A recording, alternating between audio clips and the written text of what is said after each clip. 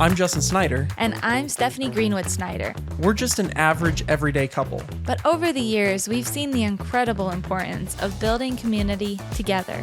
We'll be talking with friends and experts about their stories and experiences to help us learn and grow. We don't want to just survive through life. We want to intentionally thrive. This is The Intentional Thriver. Welcome back to another episode of the Intentional Thriver podcast. We have a very special guest with us today, Adrian Marquez. Adrian, how are you? I'm great. It's been a great day, and I'm really excited to have this opportunity to sit down and talk with you guys. Well, we are super so excited honored to have you. Yes. Man, there is so much to say about Adrian. But we only have like about an hour, so I'll give the abridged version. No, Adrian's amazing. And for those who know the show, like we always like to start off by saying a few things that we appreciate and admire about our guest. Adrian, you're very fit. So there's that. Cut shot. You got a great beard. For those just listening and not watching the video. No, two things that stand out that I appreciate about Adrian. One is that Adrian is an incredibly honest person. Adrian and I met when we were working on a feature documentary about mental health, and Adrian was one of the fantastic interviewees. And so I've heard him talk about mental health a lot, and it was fantastic. I don't feel like people have to guess what you're thinking, like in a positive way. Yeah. Like you're sometimes a little too blunt. Yeah, but I appreciate that. Yeah, that's one thing. And then I also really respect like your expertise. Like you are someone who has lived through and experienced a lot, and especially like now as a mental health therapist, counselor, you know, all the things that you do, like with the Sheepdog program, which is fantastic and amazing. I respect that a lot, and I appreciate that and admire. And I think that's what makes you such a great therapist and such a great, like having a heart for these guys coming back from active duty and all these things. But I digress. I don't want to steal your thunder of all the things. It's funny because like the way that you say that too. There's a lot of like when I talk about the nonprofit, or even sometimes, you know, when I'm going to the bank to do something for the nonprofit, everybody's like, you work with the sheepdogs, they think that like I give therapy to dogs or something to that effect. So do you wait, that's not what you do? Whisperer? Yeah, I give therapy to dogs utilizing sock puppets, mostly, predominantly. Creative. Wow. Yeah. That is not at all. And we will hear more about that. We will. We were going to come back to so the Sheepdog program and what that is for sure. If someone wants to skip ahead, though, they can check it out right now. The sheepdogcorporation.com. Do it. It's fantastic. But for Adrian, for those who don't know you, Marine, Purple Heart, all that stuff. Can you share a little bit about your background and your story for people to get to know you a little bit? Sure. Yeah. If I do a horrible job, by the way, just we can go back to the documentary, just like soundbite over top of No, I'll let you know. I'll be like, yeah, that was terrible. Okay. You did it better in the documentary. Yeah, do it again. So I was a kid from Jersey. That's where I was born and raised. Then in 2000, I joined the Marine Corps. I was infantry. I was in the Marine Corps from 2000 to 2016. I was infantry, then Marine reconnaissance, and then a Marine Raider with Marine Special Operations Command. Was medically retired in 2016. And then after the Marines, I worked with the DoD and NASA for a short stint under the Human Spaceflight Recovery Team as the lead engineer for the Astronaut Survival and Personnel Recovery Office, which was a lot of fun. Really interesting times back when NASA was contracting with SpaceX and Boeing. And we were just starting to work on their manned rockets and like how they're going to fabricate those, put them together. But I just like felt this calling within my heart to go in a different direction. I was finding myself working with people that were going through a lot of hard seasons in their lives, and just finding in myself these strange conversations advocating on behalf of veterans trying to look for mental health treatment. I was like limited on my resources, and then often found myself arguing with those psychotherapists or organizations about those types of treatment. Wow. Those therapists, they would champion the fact that, they'd worked with special operation veterans for the last 3 or 4 years. And I'd like try to say, yeah, but I was that guy for the last 16 years. Yeah. Please stop telling me, how it really is. And through that process, I just found myself pulling more and more into that realm of mental health. Eventually, I felt myself called to the field of mental health counseling, and when I could bring all those clinical tools to the people that could use that help, and eventually finished grad school. My wife was so thrilled when I told her that, I'm going to leave this contracting gig with the NASA and DoD to go be a student intern. And there I am in my old broken self sitting next to these 20-something-year-old kids applying for a student internship at a clinic somewhere. Pretty sure I got the job because I knew how to fix the sink. That was broken in the waiting room at the time. But pretty quick that counseling career kind of grew, and it led in two different directions. So today, I'm the partner of a medical group where I also serve as the director of behavioral health, and I'm also the CEO of the Sheepdog Program Corporation, which is that nonprofit that serves to bring mental health services to veterans and first responders. Whoa. And time. Nice. Whoa, we covered a lot. That was the most impressive 1 minute I think I've ever heard in my life. Yeah. Wow. Can you repeat all that again? Yeah. Just one more time. I don't know what I said. Yeah. That was so good. Very, very military, very efficient and concise. I love it. I love sir, it. Yes, sir. You did it right by getting me at the end of the day after I've just worked. I had 8 sessions back to back. Wow. Come home, deal with the kids, feed them pizza. They're finishing movie night with the wife. So perfect time for some tea to hang out. Yes, there you go. Awesome. There you go. That's amazing. I just love that you're drinking tea and hanging out with your kids, because I know at the very beginning of your story, you said in the documentary that you were told pretty much like, oh, don't go into that. That's what the crazy people decide to do, right? The Marines, MARSOC. And you were like, watch me, and that's exactly what I wanted to do. Yeah. Joined the Marine Corps in 2000. Started off as infantry and then went to machine gunner school. And then when the towers fell and they were starting to get ready to deploy troops overwards, saw a recruiting poster for recon Marines on the wall. And I asked, what is that? And they were like, you don't want to go to those guys. Those guys are crazy. And I was like, that's exactly what I want to do. 2 of us ended up leaving from that unit and going over to recon to start the recon training platoon. Sniper school, free fall, combatant diver. And then in 2006, when Rumsfeld started up Marine Special Operations Command, I was the first force platoon that transitioned over into MARSOC, now known as Marine Raiders. And that's where I spent the rest of my career before getting medically retired. I kind of want to take a step back for a second. Sure. And talk about just the term mental health. Because I think that is kind of a buzzword. A lot of times these days, like a lot of people throw that term around. What is mental health? Like how would you define that? Which I know is tough because that's a super broad term or understanding. But yeah, how would you define mental health, would you say? That's a great question. And depending on who you ask, like when you say, can you tell me what is mental health? The answer is like, no, but I will, I'll try anyway. It's under attack right now on so many different fronts. And so that answer can go in so many different directions, because you have this behavioral health study, this science of, human behavior that demonstrates, empirical data and hundreds of years of research that would demonstrate a certain end state or expectation of behavior and patterns of behavior and ways of attending to these patterns of behavior and implementing change. And then you have this significant, strong shift in society nowadays where mental health is just becoming so much more subjective.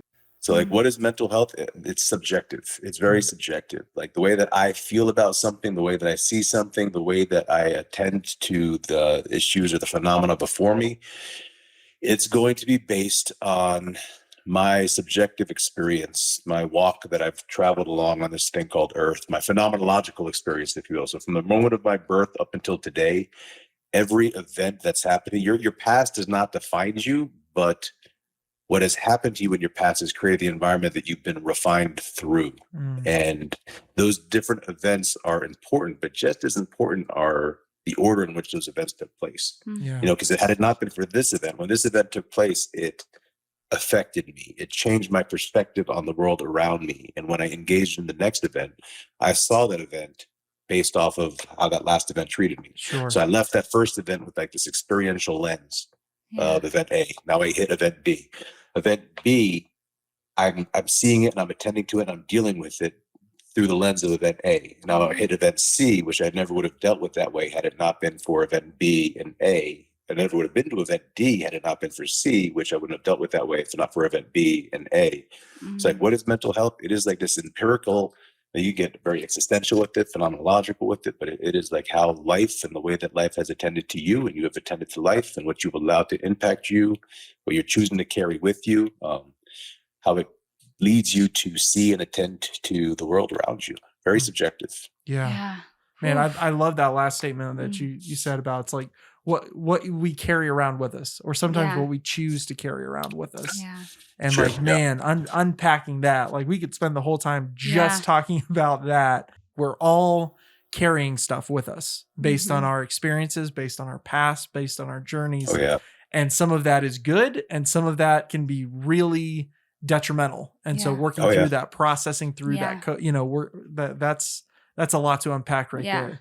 And that our bodies carry it, I know that's something you talk about in the documentary about how much our bodies are affected by our mental health in the way of sickness, in the way of, my therapist really worked with me last year so much of just releasing the negative energy I had stored so tightly in my body, so that one thing that I, because of event A, B, C, D, E, F, G, wherever I've come up to, I have kept all of that negative energy in my body to the point where one little thing can offset me so fast because I am looking at it through all the negativity. And so that person, my husband who loves me unconditionally can say something, but it can totally knock me out because I hear my mom, my teachers, my, all these things, not that they were bad in themselves, but piled on top of each other. Yeah. And so that's a really good point that there's a fun depth to that too. Like, and you're like, so you're hearing something that's echoed beyond just what came out of your husband's mouth. It's not just, you could be walking out of the store and some random person could say something and you're like, okay, buddy, have a great day. And your partner says the exact same thing. And those words are like, like have this horrible impact on you. Exact same words. Why does this person have the power to make such an impact? Is because I'm allowing them to make such an impact on me because of the proximity that I've let them get close to me emotionally, sometimes physically, and then there's also this space where who that person is and what they mean to me. It's sometimes deeper than just the surface level. Like there's like there's like Jungian theorists would say, like there's like a symbolism to them, like what they represent, like their placement in my life, like how I see them and how I like that person's role in my world is beyond just my buddy or my spouse or my mother, or sometimes there's all of that in that role, or that person's like more than just the embodiment of just who they are. It's like what they are on this deeper, like symbolic level to us as well too. Yeah, absolutely, man. And the power that carries with it is incredible, like on a conscious and a subconscious level is amazing. One thing I do want to kind of ask about and talk about a little bit, when I hear addiction or I hear that term, you think, oh, okay, like cocaine and alcohol and like substance abuse essentially is connected to addiction, but feels like addiction is so much bigger than that in so many ways, and how that's connected to mental health. And is it connected to mental health? What is addiction? What even is that? What does that mean? No, it's a good question, because you're right. That's usually where most people's minds kind of go to. But so addiction is this like complex and chronic condition characterized by this uncontrollable urge to seek out and use a substance or engage in a certain type of behavior, like regardless of the negative consequences for an individual's against an individual's health, relationships, their overall well-being. And it's typically going to involve this combination of psychological, social, biological factors, and it can lead to this physical and emotional dependence on an addictive substance or behaviors. So like the dependence of an addiction is usually going to change in the person's brain, like their pleasure pathways, their reward and motivation system, which these are the formation of like these compulsive habits. Common examples that's outside of just addiction, you got the substances like, alcohol, drugs, nicotine, but then you got those behavioral addictions, more commonly recognized like as in gambling or shopping or internet addictions. The direct connection of addiction and mental health, and then there's like the way that we treat addiction within the construct of mental health treatment and behavioral health services. So often there is this escapist tendency, this need that we have to try to find some ways to off gas, to try to escape the way that I'm feeling about something. When I have a person that I'm working with and they would say like, the primary diagnosis is an addiction diagnosis, and the healthcare facilities almost like split depending on what their license is.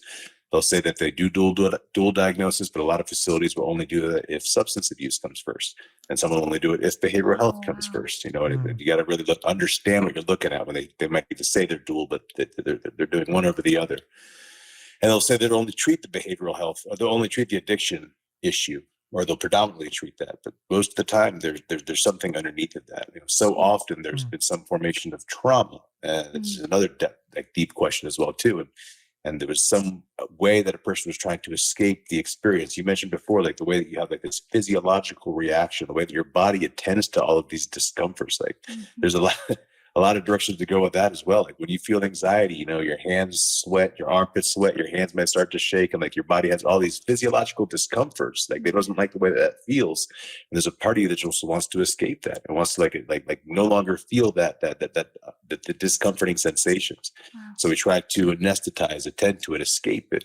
And then I find that thing that attends to this physiological sensation. I might even recognize it, but I drink that drink, and the poison of alcohol like anesthetizes my frontal lobe, and no longer am I feeling those sensations that are attached to the anxiety. And my brain's like, hey, I don't know what you just did out there. Because remember, your brain doesn't have eyes; it's attached to a pair of eyes. It doesn't have ears; it's attached to a pair of ears. Your brain's just reading all these bundles of sensory data that's coming in at once. Your brain's like, hey, I don't know what you just did out there, but like, I no longer feel so horrible, or like we're getting the reports come in and say we no longer feel so horrible. So whatever that was, I'm going to mark it with some dopamine. Like, here you go. Good job, bud. Like you don't feel that discomfort anymore. Yeah. So your body's more likely to revisit that, because it might even in some semblance or some sense be attending to that core hierarchy of needs, like making me feel safe, making me feel secure, no longer making me feel like I'm in danger or a threat, because I've anesthetized or numbed that frontal, those parts of my body that would even recognize that thing or feel those negative sensations. Yeah. And you have this buildup of dopamine, which is going to create this thing of delta phos B. Delta phos B creates this whole new bridge and neural pathway. So like your brain is pretty much just like overarching like all of your learned knowledge, and it's just trying to attend to that core want and need. So even when a person's like withering away and they're dying because of their addiction, and they're like brother, you gotta stop smoking that stuff or whatever it might be. You gotta stop doing that to your body, because it just like transcends all learned thought to try to get that. So there's a very heavy connection to that again. Like so chicken or egg, right? So you got the trauma, the discomfort, the physiological sensation, not feeling safe and secure, and you found this thing. This thing was introduced to you, and the pleasure pathways of the brain could also be triggered by those behaviors. Those escapist type of things that get you out of that circle, that loop of discomfort. Right. And your brain rewards you. I don't feel that discomfort anymore. Whatever you just did, go do it again. Every time you feel that discomfort, or you find yourself returning to those tendencies, it becomes this this bundle. It creates this new pathway. You keep trying to find that way out of it. And so you can attend to this is what kills me in the realm of mental health treatment.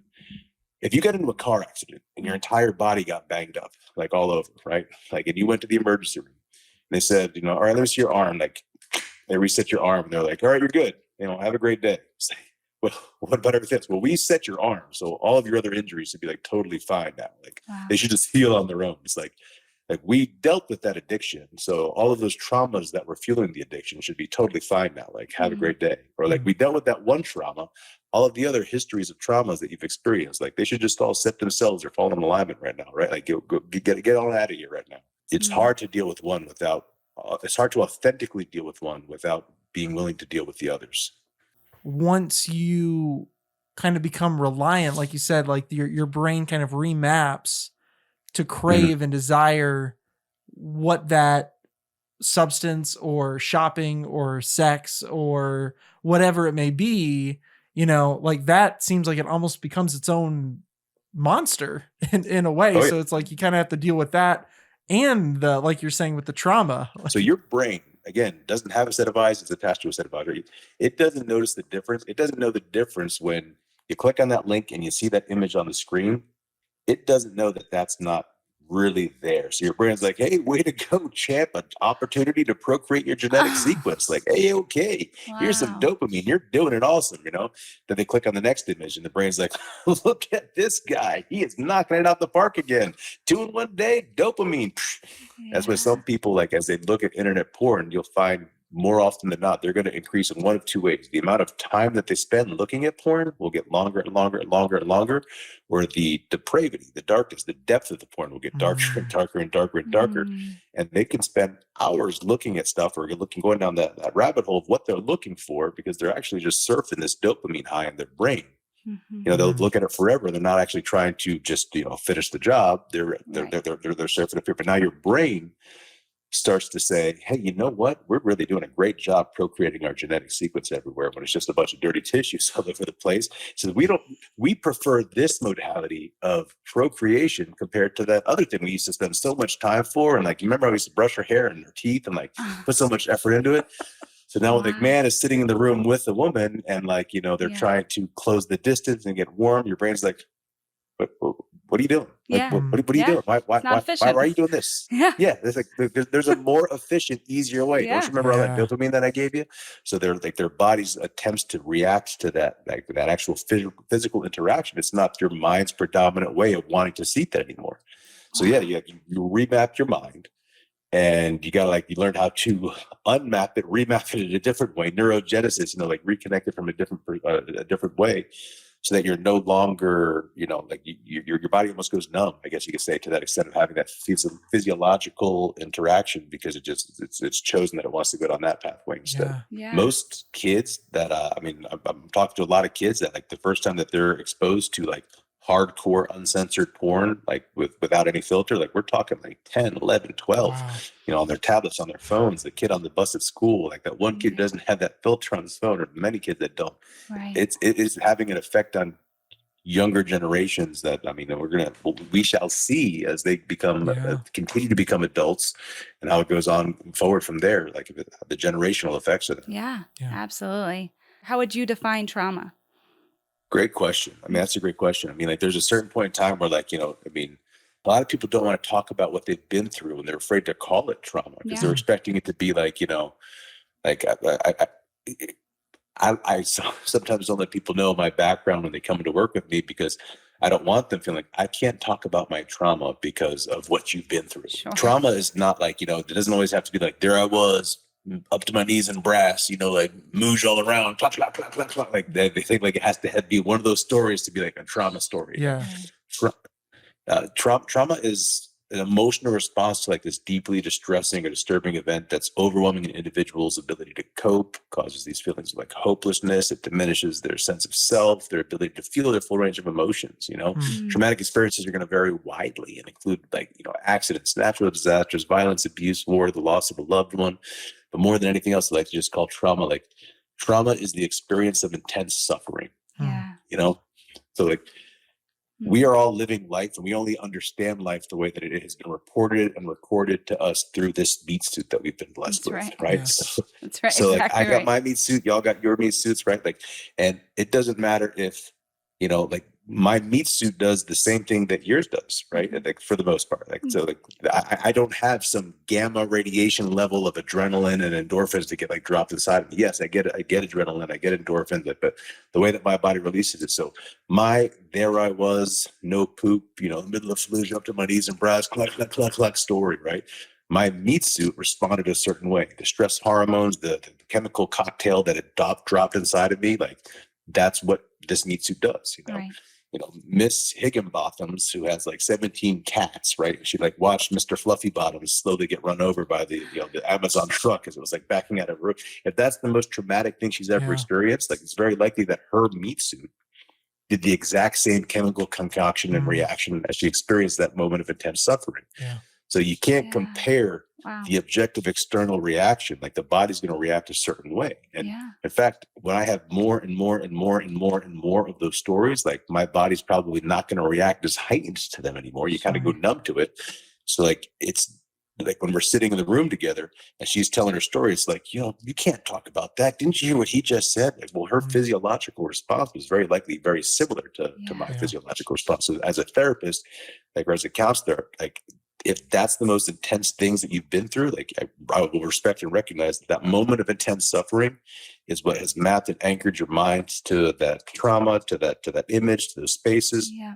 And that was as the cocktail that happened inside you was the same as this person's cocktail that happened inside of them. Yeah. PTSD, like, that's just the recognition, again, when we talk about behavioral health and the study of, right? It's like the recognition that exposure to these specific types of trauma very likely create this unique aversion response that are best treated utilizing these clinical modalities and tools.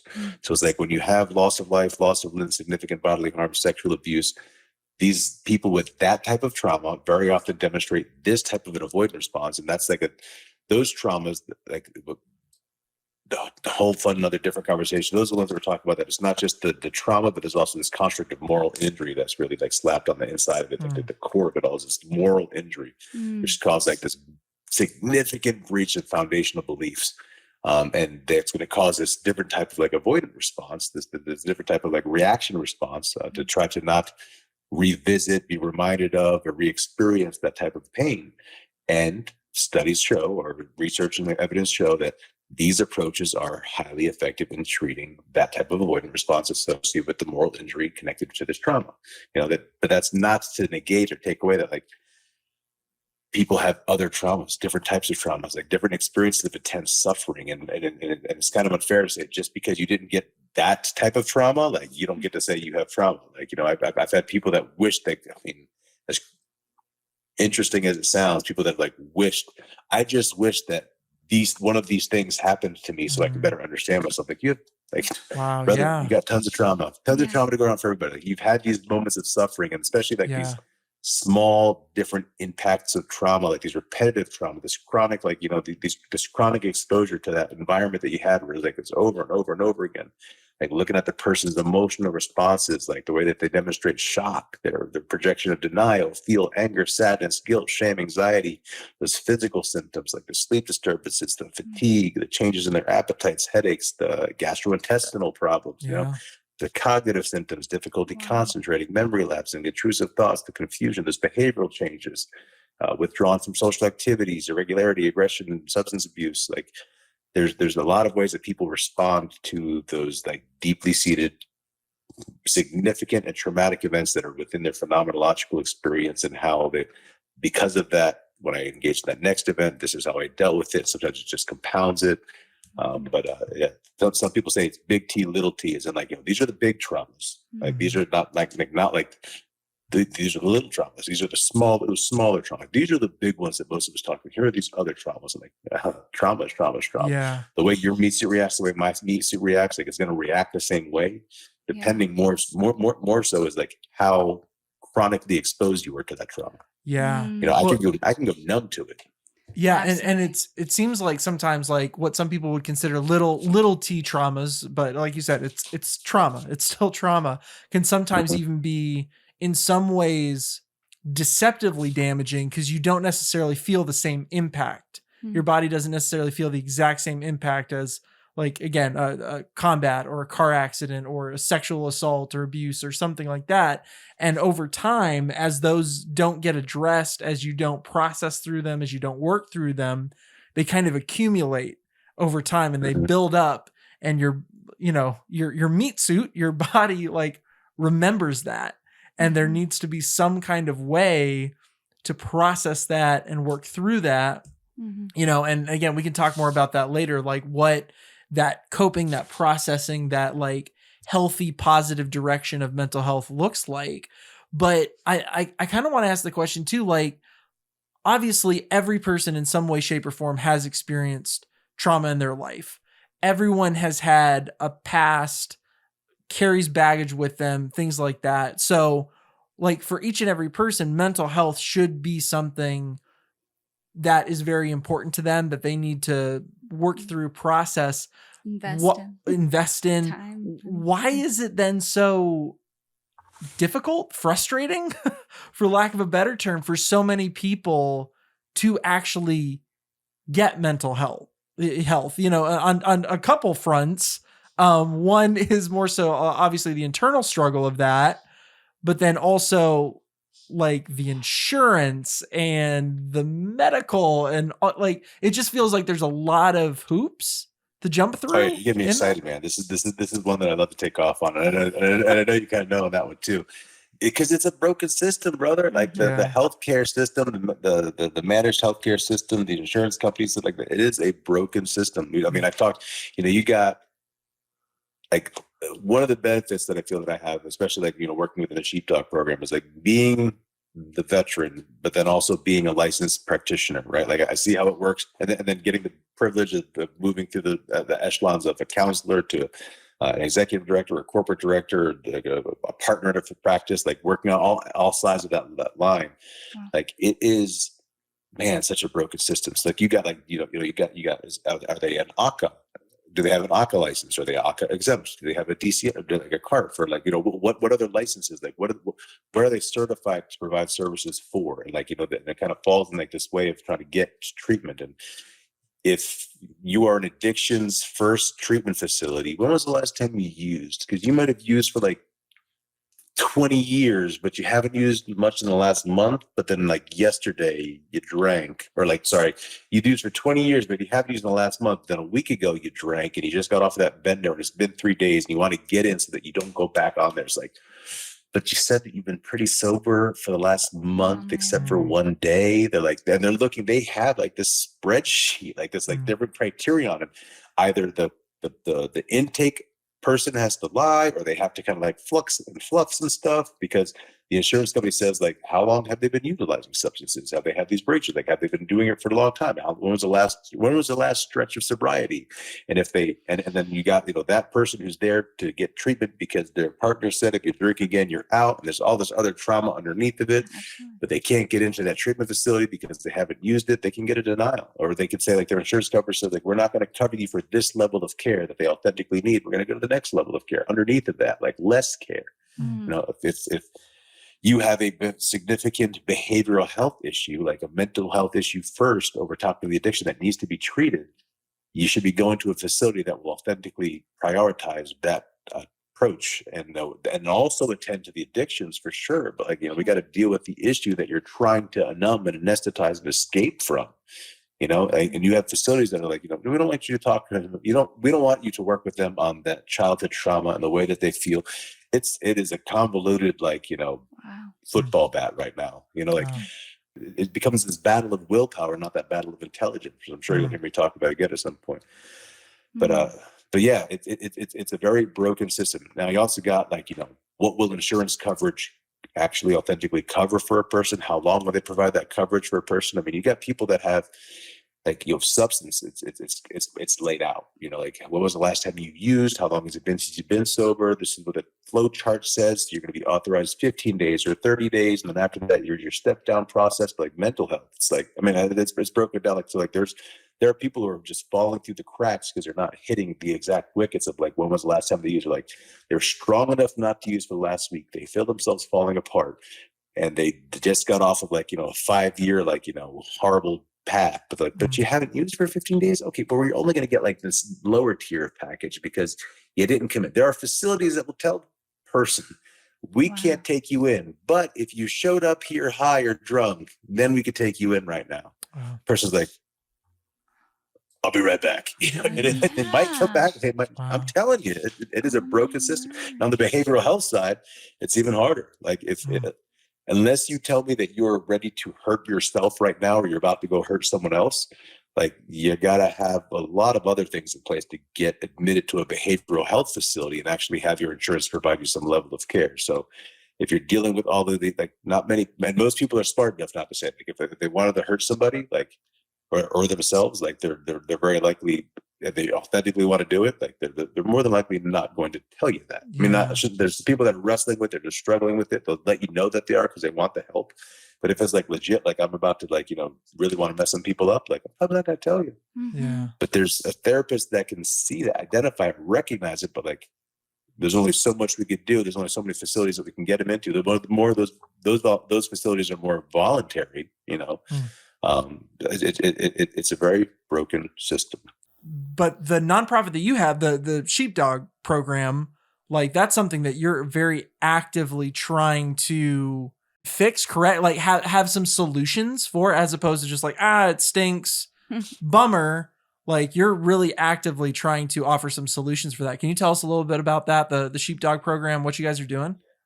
Yeah, I'd be happy to. So we are a team of veterans and clinicians, and the clinicians, the practitioners, they're all prior special operation guys, like that are now licensed clinicians, practitioners. Like we have our day-to-day job, and being in that space where we walk that line of being clinicians and being the veteran, like we recognize where those shortfalls are. And the whole goal, like you have a lot of places that support the veterans. We're here to help the veterans, and you see it, you hear it, the salaries that go out to these different, CEOs, this and that. Like, okay, I don't care. Let them handle how they're going to do it. Like our program, our process, performances, 100% of everything is to just, if you are the veteran, to get you those extra services that you need, because it is hard for a person to break away. One of those issues that people don't get the care that they need is how much time it takes to go and actually do that deep dive, to actually work to get that care.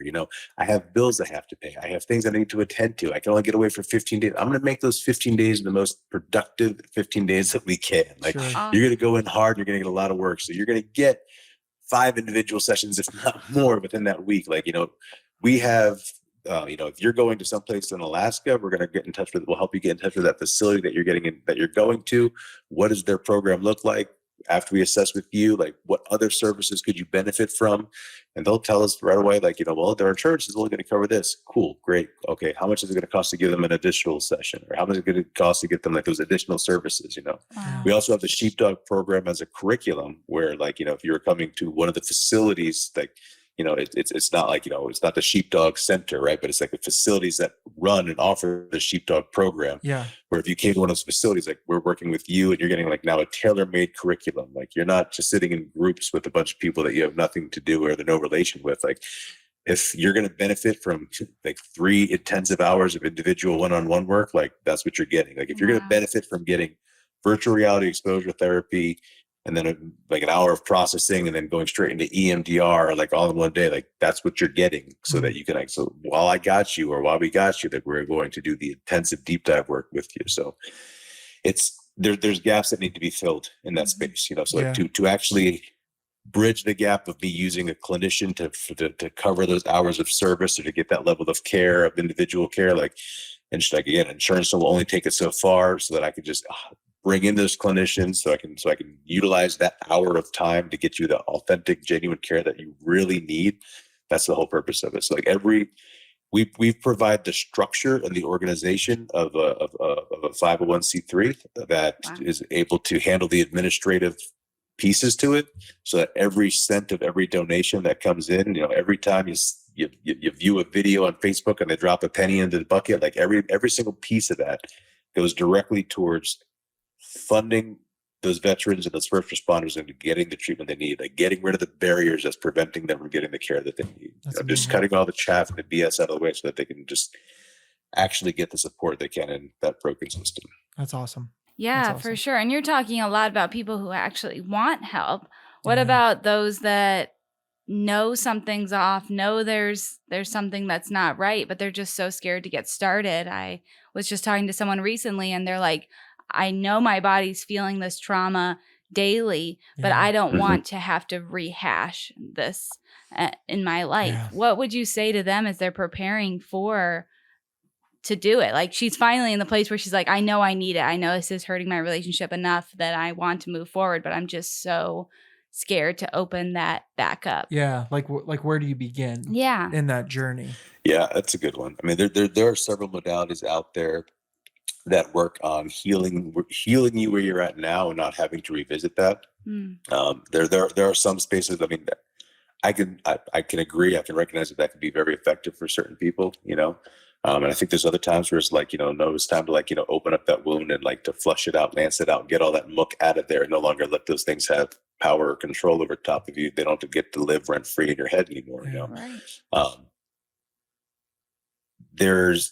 Just starting by just getting in, and you can start by just talking about what it is that you want to attend to and focus on in the now. And sometimes just getting into that space, you start building that rapport with the counselor. You start working with them and letting them understand you, like that. It's fine. There's plenty of times where like that person just can't go there.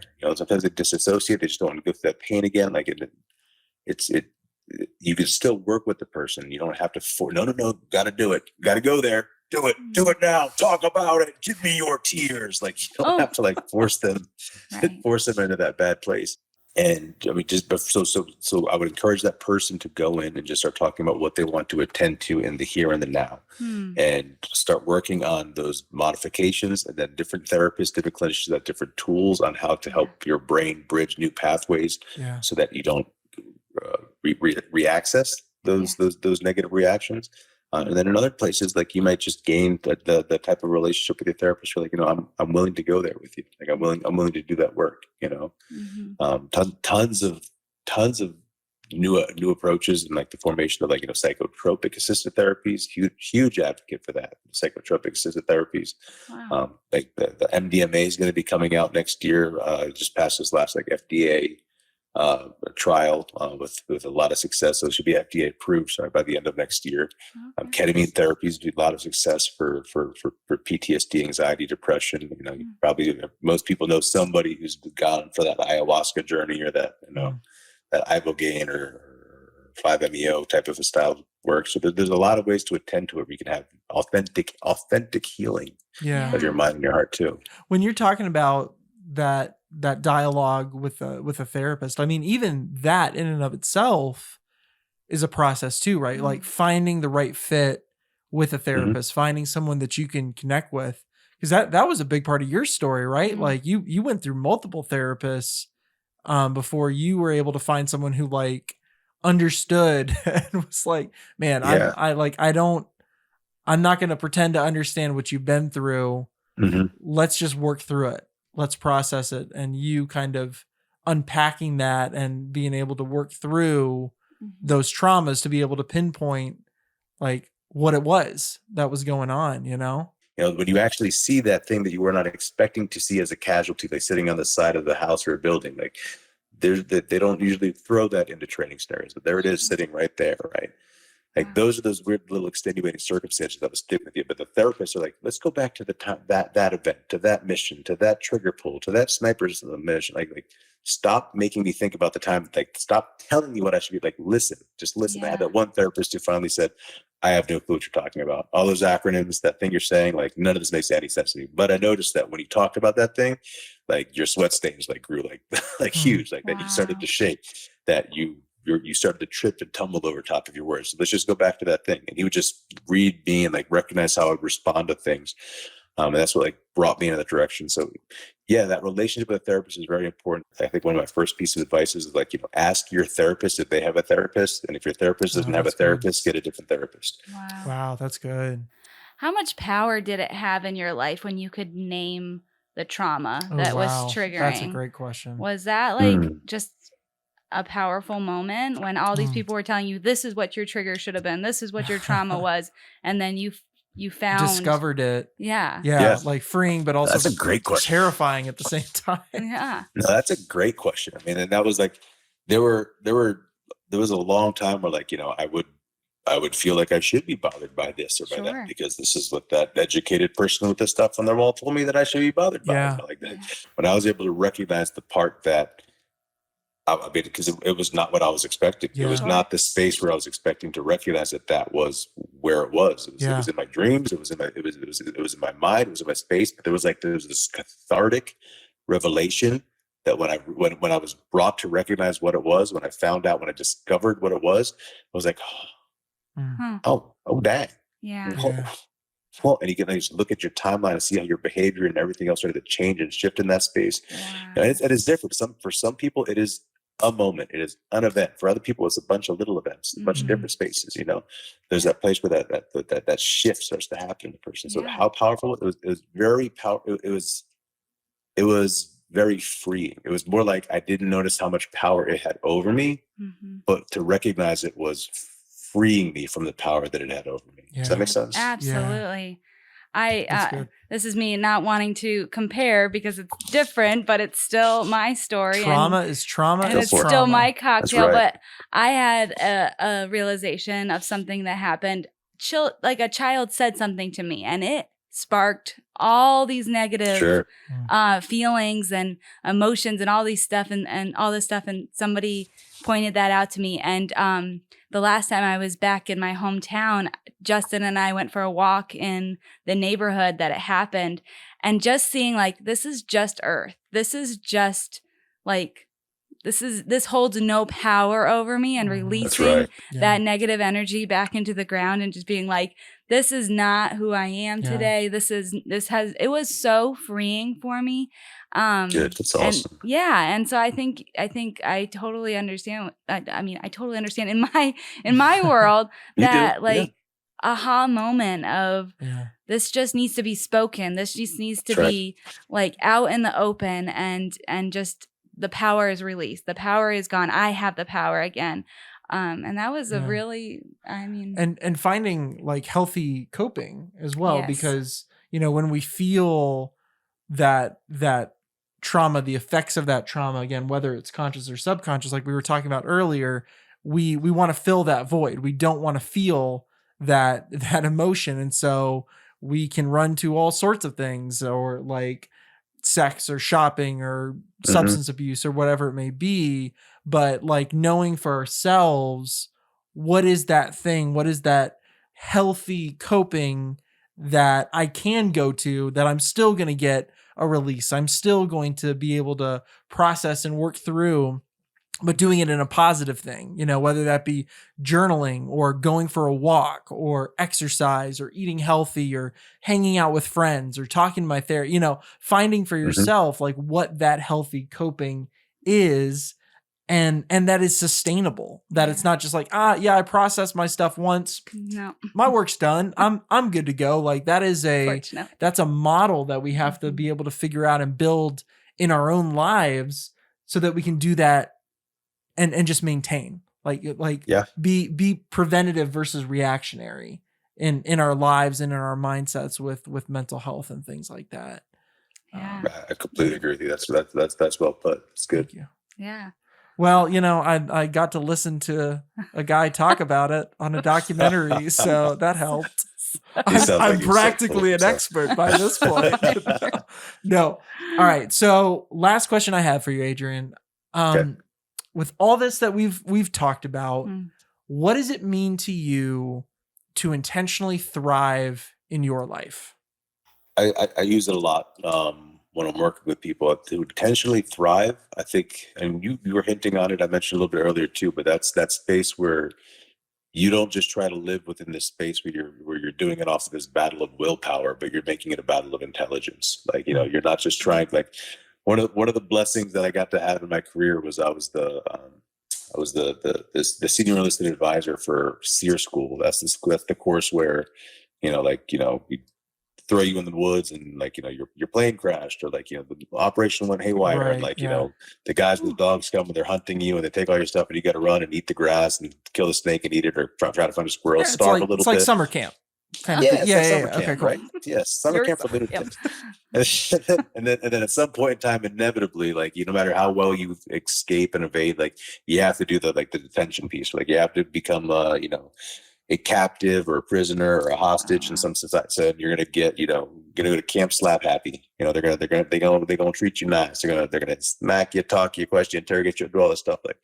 And here's the deal: if you try to win that off of a battle of willpower, you will lose. I will break your willpower. Let me starve you long enough. Let me keep you sleep deprived long enough. Let me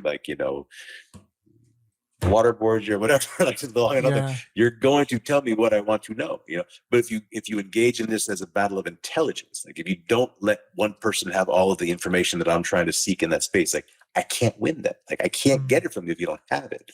I can't win in that space. So I could, again, military reference, I could look down a hill and say, we're gonna really will ourselves really hard to prevent everybody from the bad guys from running across this parallel right here, right? or I can lay down like triple strand concertina wire so that nobody can actually get across that parallel. When you make it a battle of intelligence so that you can't fail in this space. So to intentionally thrive is not to say like, I'm just going to try to not do those things anymore, or I'm just going to try to not have that happen in my life. Or like, if you really don't want it to happen, like I'm going to intentionally and intelligently plan so that I'm not in that space. So that's not a threat to me, So I'm smart enough, and I want this outcome well enough that I'm not going to put myself in that space or in that place, or like even leave myself exposed to those types of things, because I'm just smart enough not to. Because if I do, then it's a battle of willpower. And I don't know if it's today or if it's tomorrow, if it's 10 years from now, if it's like Chinese water torture, like you're eventually going to feel like your skull's cracking in and you'll give into it. Why even expose yourself to it? Yeah. Wow. That is good. Wow. Yeah. I'm just thinking of all the things in my life. I need more knowledge about that. I need to go. We need more tripwire. Yeah.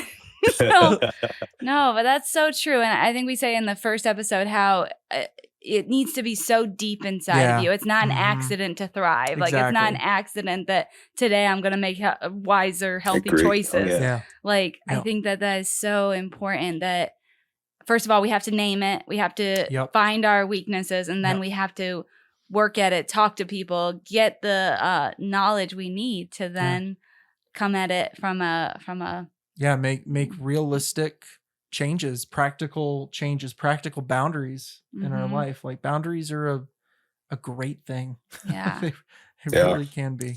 Yeah. Tons of depth to that. Yeah. People don't get some of these things. And there's so many new age nuancy terms like, boundaries and mindfulness and like these things that like people just say. So even like, you got a big ego, bro. Like they don't understand, like on the clinical side, like when we talk about boundaries, there's an actual place to it. Like I can't stop you from saying what you're going to say. Like I can't tell my wife, like, you can't talk to me like that, or you can't use those words against me. Like I have no power or control over what she's going to say or how she's going to say it.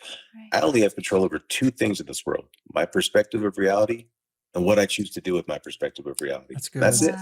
Like I can't stop her from saying that, but I can choose if I will or I will not allow myself to participate in this conversation. I can remove myself from it. I can be like, hey, you know what? I'm not gonna partake in this, dialogue right here. I'm out. I'm done. I'm done having that conversation. She's still gonna say whatever she wants to say. So my boundaries are not meant to control another person.